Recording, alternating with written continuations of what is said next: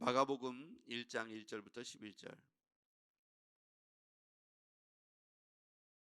마가복음 1장 1절부터 11절입니다. 하나님의 아들 예수 그리스도의 복음의 시작이라. 선지자 이사야의 글을 보라. 내가 내 사자를 내 앞에 보내노니 그가 내 길을 준비하리라. 광야에 외치는 자의 소리가 있어 이르되 너희는 주의 길을 준비하라. 그가 그의 오실 길을 곧게 하라. 기록된 것 같이 세례 요한이 광야에서 이르러 죄 사함을 받게 하는 회개의 침례를 전파하니 온 유대 지방과 예루살렘 사람이 다 나아가 자기 죄를 자복하고 요단강에서 그에게 침례를 받더라. 요단은 낙타 옷을 입고 허리에 가죽띠를 띠고 메뚜기와 석청을 먹더라. 그가 전파하여 이르되 나보다 능력 많으신 이가 내 뒤에 오시나니 나는 굽혀 그의 신발끈을 풀기도 감당하지 못하겠노라. 나는 너희에게 물로 침례를 베풀었거니와 그는 너희에게 성령으로 침례를 베푸시리라. 그때 예수께서 갈릴리 나사렛으로부터 와서 요단강에서 요한에게 침례를 받으시고 곧 물에서 올라오실새 하늘이 갈라짐과 성령이 비둘기같이 자리게 내려오심을 보시더니 같이요 하늘로부터 소리가 나기를 너는 내 사랑하는 아들이라 내가 너를 기뻐하노라 하시니라. 아멘.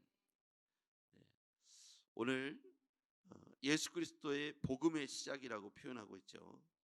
1절 말씀을 보겠습니다. 마가복음 1장 1절. 하나님의 아들 예수 그리스도의 복음의 시작. 복음은 유앙겔리온이라고 표현되어 있습니다. 성경 원어에 보면 유앙겔리온이 뭐냐면 황제가 가져오는 구원의 메시지라고 처음에는 이 유앙겔리온이라는 단어를 사용하기도 했습니다. 그런데 이 유앙겔리온은 우리가 알고 있는 복음인데요. 굿뉴스. 이 굿뉴스는 바로 예수 그리스도 자신을 말하잖아요. 예수님께서 복음의 시작이 되죠. 복음은 하나님이신 예수님께서 이 땅에 죄인된 사람을 위해서 십자가를 지으시고 죽으시고 사흘 만에 부활하셔서 우리에게 산 소망이 되셨다. 화목제물이 되셨고 우리에게 산 소망이 되셨다는 것이 굿뉴스 복음이기도 합니다.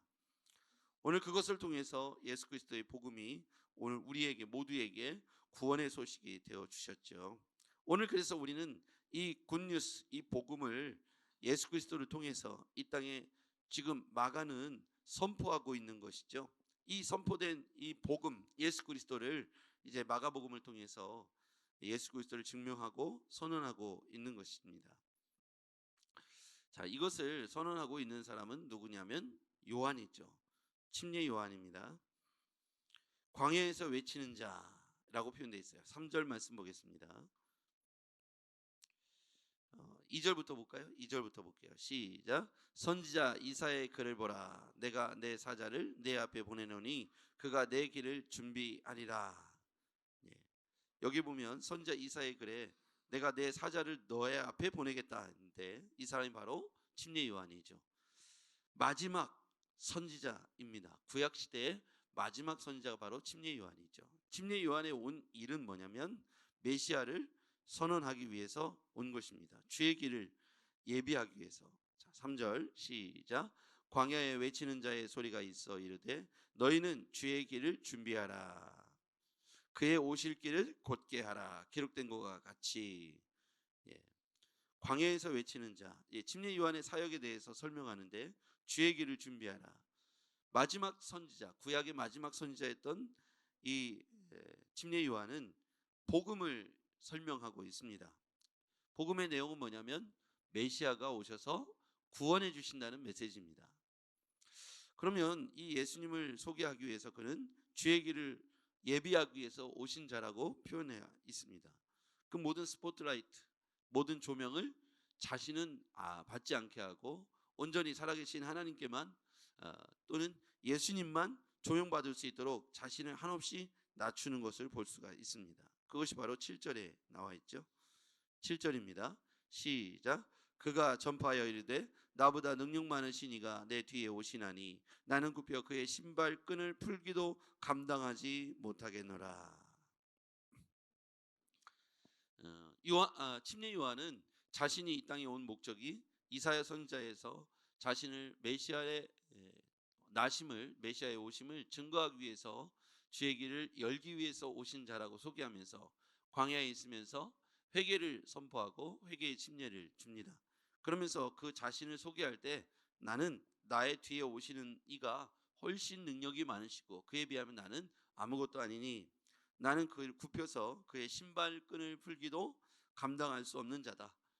내 뒤에 오시는 이가 정말 영광을 받으셔야 되고 존귀함을 가지셨고 그를 위하여 나는 예비하러 온 사람에 불과하다.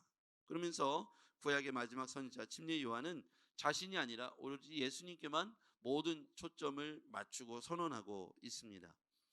침례 요한의 사명을 보면 이 사명을 감당하기 위해서 자신을 한없이 낮추고 복종시키는 모습을 볼 수가 있습니다. 침례 요한 자신도 사명을 감당하기 위하여 순종하는 모습을 볼 수가 있는데 그 뒤에 오시는 예수 그리스도도 자신이 사명 감당을 위하여 첫 순종으로 침례를 받으시는 장면이 나옵니다. 그것이 바로 요단강에서 침례 요한에게 침례를 받으시는 장면이죠. 9절입니다. 9절 10절 시작.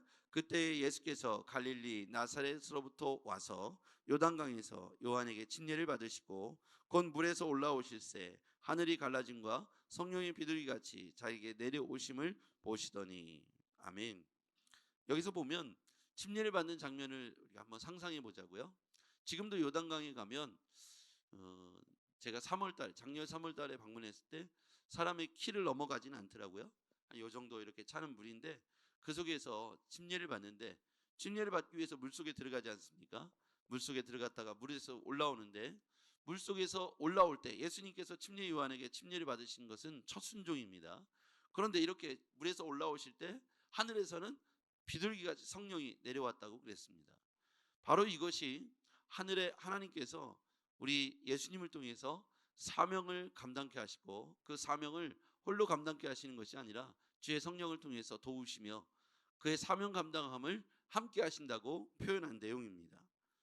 본인이 물속에서 예수께서 올라오시고 그리고 하늘에서는 성령이 비둘기같이 내려오시고 이 땅에 예수님은 하나님으로서 고통당하지 않으셔도 되고 그의 삶 가운데 정말 하나님으로서의 누릴 수 있는 영광이 있었으나 그는 이 땅에 사람의 몸을 입으시고 오셔서 그와 사람과 똑같은 고통을 당하시고 그리고 마침내 그 사명을 끝까지 감당하기 위해서 자신의 뜻을 내려놓고 하나님의 뜻에 초점을 맞추며 순종하는 것을 볼 수 있어요. 특별히 겟세마네 동산에서 아버지의 뜻을 묻는 장면이 나옵니다. 십자가의 형벌을 눈앞에 둔 그 시점에서 겟세마네 동산에서 아버지여 할 수만 있거든 이 잔을 내게서 옮기시옵소서. 그러나 나의 원대로 하지 마시고 아버지의 뜻대로 되기를 원합니다.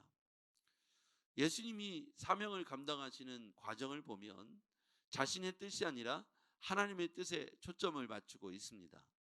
침례 요한도 자신이 얼마든지 세상 사람의 주목을 받을 수 있는 선지자의 위치에 있으나 그가 스스로를 굉장히 낮추는 걸 볼 수 있어요. 낙타 옷을 입고 낙타 털 옷을 입었죠.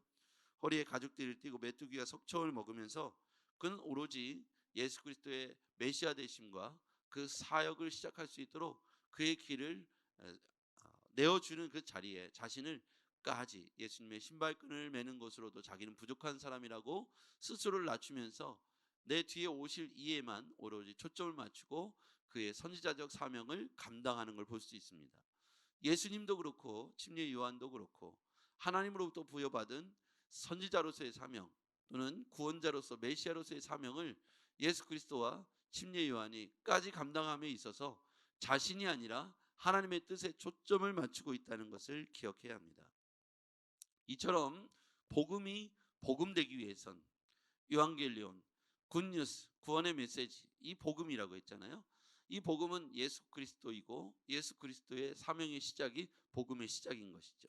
예수님께서 사명을 시작함에 있어서 그가 먼저 첫 순종으로 침례를 받는 장면 그리고 요한이 예수님을 소개하고 자신을 낮추는 장면 이 모든 것이 복음이 복음되기 위한 순종이라고 생각합니다.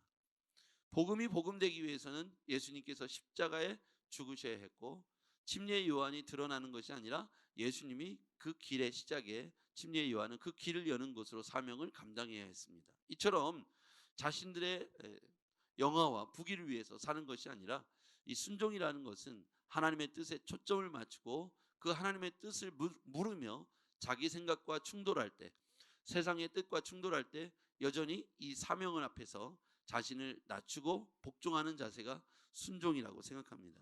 그렇기 때문에 복음이 시작되었고 복음이 완성될 수 있었던 것이죠. 예수님이 십자가를 지시지 않고 거부했고 겟세마네 동산에서 그의 뜻이 더 강하게 하나님의 뜻을 이겨버렸다면 아마 복음은 복음되지 못했을 겁니다. 그냥 죽으심으로 끝났을 것이고 그것으로 인하여 다시 사는 부활의 소식은 없었을 것이죠. 복음이 복음되기 위해서 침례 요한과 예수님이 자신을 낮추고 하나님의 뜻에 사명의 포커스를 맞추고 순종하는 장면 속에서 우리는 이 시대에 우리에게 주어진 사명이 무엇일까 생각해 봐야 합니다. 아무 생각 없이 우리가 이 땅을 사는 것이 아니라 부르신 이의 뜻을 묻는 것이 필요하다는 것이죠. 내 뜻과 하나님의 뜻, 내 뜻과 부르신 이의 뜻이 충돌할 때 우리는 하나님의 뜻에 내 뜻을 낮추고 순종해야 합니다. 그것이 부르신 이가 기뻐하시는 것이고 이 땅에 그분께서 우리를 책임져 주시는 삶이 되는 것이죠. 여러분, 만약에 침례 요한이 자신보다 더 예수님이 높아지는 것을 원하지 않았고 자신이 조명받기를 원했다면 그는 사명을 감당하지 못한 것이고, 그리고 선지자로서 하나님 앞에 부적격한 사명을 감당하는 것이죠. 예수님은 또 어떻습니까? 모든 사람들이 예수님을 하나님 나라를 만들자고 이 땅에 하나님 당신의 왕국을 만들어 주의 나라를 이 땅에 만들고 나는 우편에 나는 좌편에, 그러면서 이 땅에 새로운 역사적인 어떤 하나님의 왕권적인 나라를 건설하자고 예수님을 선동할 때 예수님은 하나님의 뜻을 더욱 중요시 여겨서 사람들이 자신에게 주목하고 무리를 지어 달려오는 것을 원하시지 않으며 한적한 곳에 가셔서 하나님의 뜻을 물으며 순종하는 태도를 볼 수가 있습니다. 예수님을 따라오는 큰 무리들을 뒤로하고 예수님은 한적한 곳에 가셔서 하나님과 대화하시고 하나님께 뜻을 묻고 순종하는 태도를 볼 수가 있어요. 이것이 바로 사명을 감당할 수 있었던 이유라고 생각합니다. 자신을 한없이 높이고 주장했던 당시의 백성들을 뒤로하고 하나님 앞에 무릎 꿇었던 예수 그리스도.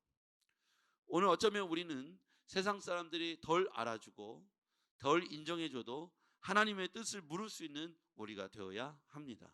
내 뜻과 하나님의 뜻이 충돌할 때 우리는 하나님의 뜻에 내 뜻을 맞출 수 있어야 합니다. 오늘 우리의 사명, 우리의 위치, 우리의 삶의 방향, 길을 오늘 침례 요한과 예수님이 사명 감당하심을 통해서 생각하고 묵상해야겠습니다. 오늘 예수님은 가장 중요한 것으로 저는 침례 요한과 예수님의 가장 핵심 키워드는 순종이었다고 생각합니다. 그분들이 스스로 순종하지 않았더라면 복음은 시작되지 못했으며 시작과 함께 맞춰지게 되었겠죠. 마가는 여기에 초점을 맞추고 있습니다. 예수 그리스도의 복음의 시작이라. 이게 마가복음 1장 1절의 말씀인데요.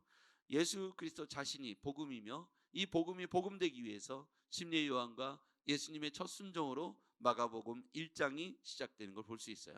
하나님께서 우리에게 이 땅에 보내신 사명을 끝까지 마치는 그날까지 우리는 조금도 우리가 주인공이 되어 모든 초점을 우리가 모든 영광을 우리가 취하는 태도를 취한다면, 그것을 우리가 누리기를 원한다면 복음이 복음되어서 나에게 맡겨주신 사명을 완성하는 그것에 이 교만한 태도가, 자신이 주인공이 되려고 하는 태도가 큰 방해가 될 것입니다.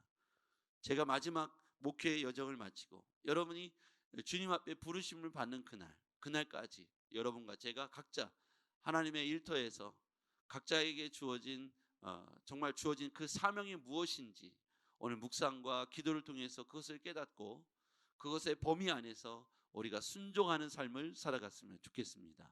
이것이 저와 여러분을 향한, 우리 교회를 향한, 여러분의 가정과 일터를 향한 하나님의 뜻입니다. 기도하겠습니다. 전능하신 아버지 하나님, 복음의 시작과 함께 침례 요한은 자신의 위치를 정확하게 지켰고 그곳에서 예수 그리스도를 이 땅에 소개하며 그가 메시아 되심을 소개하고 전파함으로 그의 사명을 감당했고, 예수님은 침례 요한에게 첫 순종으로 침례를 받으시며 그의 사명 감당함에 있어 자기 뜻이 아니라 하나님의 뜻이 우선시되는 순종의 삶을 친히 보여주셨습니다.